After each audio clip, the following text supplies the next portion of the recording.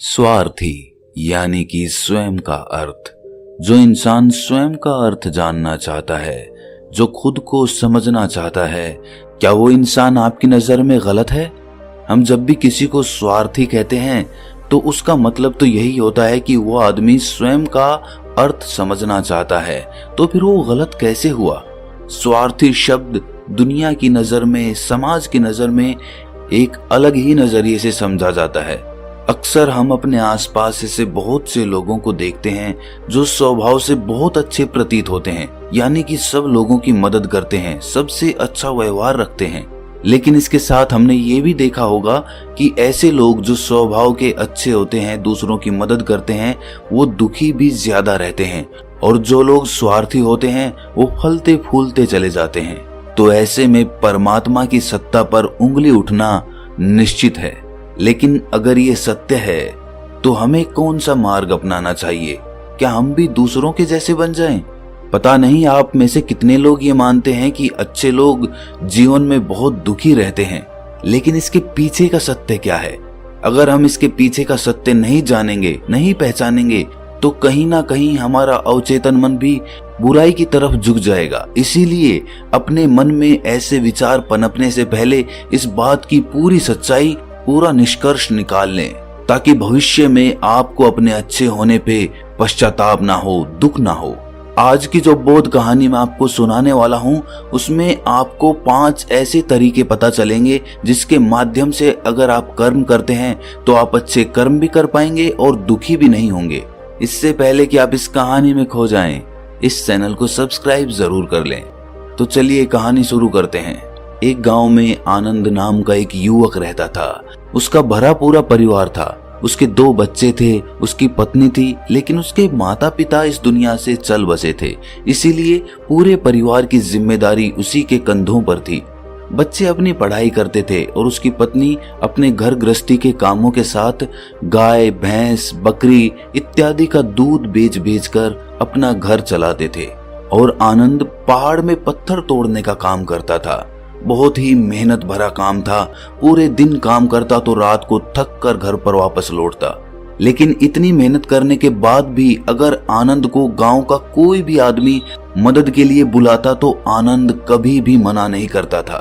उसके जीवन का एक ही सिद्धांत था कि अगर मैं दूसरों की मदद करूंगा तो परमात्मा मेरा साथ देंगे, परमात्मा मेरे साथ कुछ बुरा नहीं होने देंगे।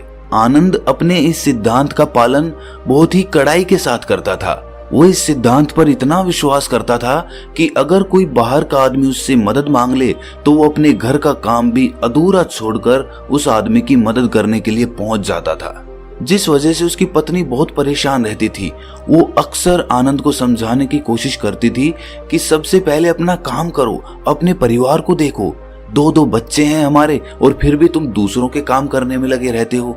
अरे अपने घर को तो संभाल लो, अपना घर संभल नहीं रहा, दूसरों की मदद करने चले हैं। और जब ऐसी ऐसी बातें आनंद के कानों में पड़ती तो उसके हृदय में कांटा सा चुभने लगता था और उन दोनों में लड़ाई झगड़ा शुरू हो जाता था। अक्सर उनके लड़ाई झगड़े का यही सबसे बड़ा कारण होता था। लेकिन ना तो आनंद अपने आप को बदल पाया और ना ही उसकी पत्नी ने उसको समझाना कभी बंद किया। इसी वजह से आए दिन उनके घर में कलेश होता रहता था। जहां तक उस गांव वालों की बात थी तो वो आनंद के स्वभाव को जानते थे और वो जानबूझकर जो काम आसान भी होता था, जो उनके सामर्थ्य में भी होता था, उस काम के लिए भी वो आनंद को बुलाते थे ताकि उन्हें कम मेहनत करनी पड़े। कहने का अर्थ ये है कि गांव वाले आनंद की इस भलमनसाहत का फायदा उठाते थे, लाभ उठाते थे और सब पीछे से उसका मजाक उड़ाते थे, उसे बेवकूफ कहते थे। ऐसे ही समय बीतता रहा और एक दिन आनंद की पत्नी बहुत ज्यादा बीमार पड़ गई। आनंद से जो कुछ भी सेवा हो सकती थी उसने वो सब अपनी पत्नी के लिए किया। उसने गांव के वैद्य को बुलाकर अपनी पत्नी की जांच करवाई, लेकिन ये रोग उस वैद्य की पकड़ के बाहर था। इसीलिए उस वैद्य ने कहा कि तुम अपनी पत्नी को नगर में जाकर किसी बड़े वैद्य को दिखाओ तो तुम्हारी पत्नी की जान बच सकती है। जल्द से जल्द नगर पहुंचने की व्यवस्था करो, नहीं तो तुम्हारी पत्नी के प्राण संकट में हो जाएंगे। ये सुनकर आनंद के पैरों तले जमीन फिसल गई। उसने ये नहीं सोचा था कि उसकी पत्नी के प्राण संकट में हैं। वो सोच रहा था कि कोई साधारण सा रोग होगा जिसका इलाज हो जाएगा। लेकिन जब उसने वैद्य की ये बात सुनी तो वो घबरा गया। अब पत्नी को नगर तक कैसे लेकर जाए, क्योंकि उसके पास इतना धन नहीं था कि वो अपनी पत्नी के लिए एक घोड़ा गाड़ी करके उसमें अपनी पत्नी को लिटाकर नगर में ले जा सके। उसकी पत्नी की हालत बिल्कुल चलने की भी नहीं थी, इसीलिए उसे नगर पहुंचाने के लिए किसी घोड़ा गाड़ी की जरूरत थी। संयोग से उसके पड़ोसी धन्नू के पास एक घोड़ा गाड़ी थी।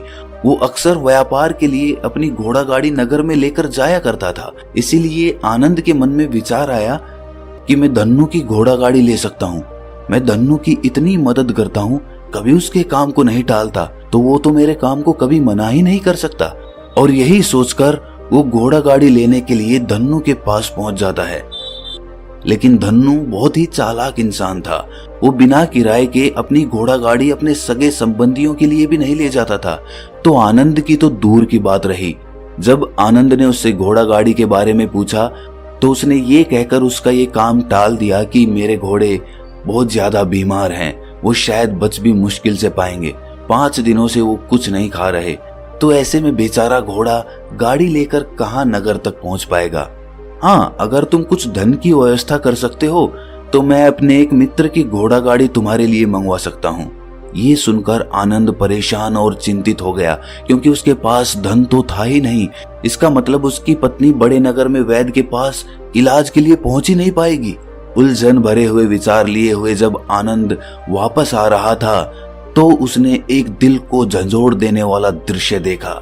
उसने देखा कि धन्नू के घोड़े, जो धन्नू के अनुसार बीमार थे और कुछ खा भी नहीं रहे थे, वही घोड़े गांव का ही एक युवक उसकी बाड़ से खोलकर बाहर ला रहा था और गाड़ी में उसको जोत रहा था। ये देखकर पहले तो आनंद को कुछ समझ में नहीं आया। उसके बाद जब आनंद ने उस युवक से पूछा तो उसने बताया कि धन्नू ने ये घोड़ा गाड़ी उसे किराए पर दी है। ये सुनकर आनंद का दिल टूट गया। उसने कभी सपने में भी नहीं सोचा था कि उसका सबसे अच्छा मित्र धन्नू उसके साथ ऐसा कर सकता है। हालांकि ये इस बात पर दुखी होने का वक्त नहीं था, इसीलिए आनंद वहां से जल्दी से लौट जाता है और गांव के ही एक सेठ के पास जाकर कुछ धन उधार लेकर धन्नू को दे देता है। धन्नू अपने मित्र की घोड़ा गाड़ी मंगवा देता है, जिसके बाद वो अपनी पत्नी को वैद्य के पास नगर में ले जाता है। जब उसकी पत्नी का इलाज चल रहा था तो आनंद यही सोच रहा था कि एक वो दिन था जब धन्नू की बेटी बीमार हो गई थी और धन्नू यहाँ पर नहीं था, तो मैं पूरी रात वैद्य जी के पास उसके लिए बैठा रहा था, उसकी देख रेख की थी, उसकी सेवा की थी। इतने दिनों तक धन्नू नहीं आया था, तब मैं ही उसके परिवार की देख रेख किया करता था। हाय, कैसा दुर्भाग्य है ये। जिसके लिए मैंने इतना कुछ किया, उसने एक घोड़ा गाड़ी देने से मुझे मना कर दिया, और वो भी तब जब मेरी पत्नी जिंदगी और मौत के साथ खेल रही थी। कुछ देर बाद वैद्य बाहर आकर आनंद को एक बहुत बुरी खबर देता है। वो आनंद को बताता है कि उसकी पत्नी को कर्क रोग हो चुका है और इसका कोई भी इलाज नहीं है। उसके पास कुछ समय ही शेष बचा है। ये सुनकर आनंद दुखी होकर वहीं जमीन पर बैठ गया। उसकी पूरी दुनिया उजड़ने वाली थी और उसे कोई रास्ता नजर नहीं आ रहा था। कुछ समय बाद उसकी पत्नी चल बसी और अब दोनों बच्चों की जिम्मेदारी उसके कंधों पर आ गई थी। लेकिन यहाँ पर आनंद के सारे सिद्धांत टूट चुके थे, उसके सारे भ्रम खत्म हो चुके थे। अब उसके दिमाग में एक ही बात थी कि अच्छा कर्म करने से परमात्मा साथ नहीं देता, बल्कि बुरे लोग फलते फूलते हैं, और इस बात का मैं सबसे बड़ा गवाह हूँ। ये विचार अक्सर उसके दिमाग में चलते रहते थे और इसी वजह से उसका मन धीरे धीरे संन्यास्त हो गया, देश दुनिया से दूर हट गया। और एक दिन ऐसा भी आया जब वो अपने बच्चों को अपने रिश्तेदारों के पास छोड़कर इस देश दुनिया को त्याग कर एक सन्यासी बनने के लिए घर से निकल पड़ा। उसने गांव में किसी को कुछ नहीं बताया। किसी को नहीं पता था कि आनंद अचानक कहाँ गायब हो गया। सन्यास की दीक्षा लेने के लिए वो एक बौद्ध भिक्षु के पास पहुंचता है। बौद्ध भिक्षु उस समय ध्यान में बैठे हुए थे। ध्यान से बाहर आने के बाद वो बड़े ध्यान से आनंद के चेहरे को देखते हैं और उससे सन्यासी बनने का कारण पूछते हैं। इस पर आनंद उन्हें अपनी पूरी आप बीती सुना देता है और कहता है कि हे बंदे, इस दुनिया से मुझे कुछ भी हासिल नहीं हुआ। मेरा मन इस दुनिया से विरक्त हो चुका है। जब अपने दोस्तों ने ही मेरा साथ नहीं दिया तो इस दुनिया में रहने का क्या मतलब, और इसी वजह से मैं सन्यासी बनना चाहता हूँ। ये सुनने के बाद बौद्ध भिक्षु ने उपदेश देना शुरू किया। उन्होंने कहा कि याद रखना बंते, जीवन से विरक्त होकर सन्यासी बनना तुम्हें परम सुख तक कभी नहीं पहुंचा सकता, परमानंद तक कभी नहीं पहुंचा सकता। तुम दुनिया से अपने मन पर एक बोझ लेकर विरक्त हुए हो। तुम दुनिया से परमात्मा की खोज करने के लिए विरक्त नहीं हुए हो। इस भ्रम में कभी मत रहना। तुम संसार से विरक्त हुए हो क्योंकि संसार ने तुम्हें धोखा दिया, ऐसा तुम्हें लगता है। इसीलिए तुम परमात्मा पे कभी विश्वास नहीं कर पाओगे और ना ही उन पे अपनी पूर्ण आस्था बना पाओगे। इसीलिए सन्यासी होने का भी तुम पूरा लाभ कभी नहीं उठा पाओगे। सन्यासी होने का लाभ तब मिलता है जब हमारी प्रभु में, परमेश्वर में, परमात्मा में पूर्ण आस्था बन जाती है। मैं तुमसे पूछता हूँ, क्या तुम्हारी आस्था परमात्मा में है? ये सुनकर आनंद कहता है कि हे बंते, मैं तो दुनिया देख कर आया हूँ कि जो बुरे कर्म करता है वो फलता फूलता है, और जो अच्छा काम करता है उसे प्रभु कुछ भी नहीं देता, परमात्मा उसे दुख ही दुख देता है। इसीलिए मैं परमात्मा पे अपनी पूर्ण आस्था कैसे बना सकता हूँ?